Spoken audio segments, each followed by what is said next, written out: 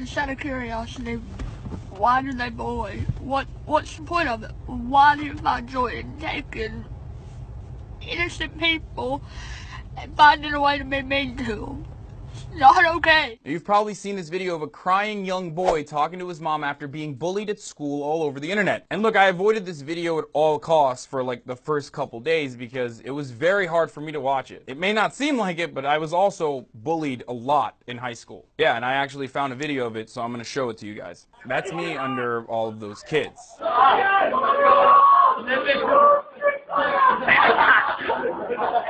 And that's me crying right there after they finally let me go. And I'm showing you this video because many of us have a story like Keaton's and have felt like this at some point. As a matter of fact, I've always thought that one of the best things that came about with adulthood is that, you know, you get to grow out of being bullied. Yeah, you have responsibilities now, you gotta pay taxes, but at least no one's mobbing around you at work to call you a fat loser for wanting to draw instead of playing soccer all day. Also, fuck soccer.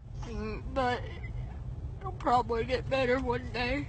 So if you're being bullied right now, remember this. Eventually, bullies don't make it. They get stuck in shitty middle manager jobs in their hometowns trying to desperately relive their glory days. Or in some instances, they learn that they don't have to be horrible to other people to avoid their personal problems and eventually change their ways. Now, obviously, this is kind of hard to believe because, you know, this guy. Yeah, you gotta see this guy. Oh, I don't know what I said. I don't remember. Get that son of a off the field right now. You know, you could see there was blood coming out of her eyes.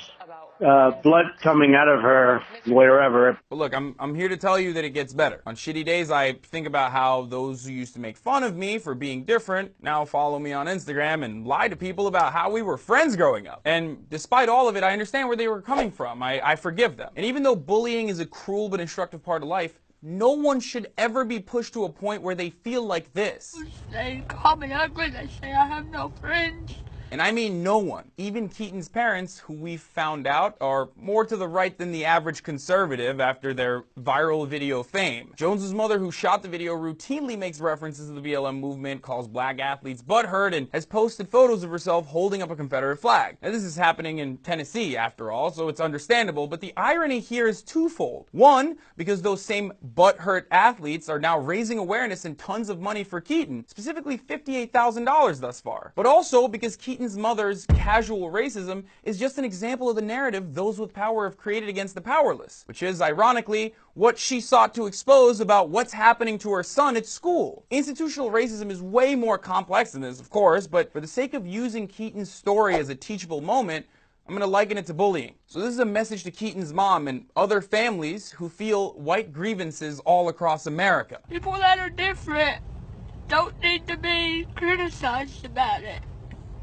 It's not their fault. Keaton was bullied at school and feels powerless. Ruby Bridges and her family also felt powerless, which is why they welcomed help from the NAACP in 1960 when Ruby became the first black child to enroll at the all-white William Franz Elementary School in New Orleans. Now, she was 6 years old when federal marshals escorted her through those doors every day. I crossed a picket line, a mob every day for a whole year, screaming, yelling, threatening to harm me.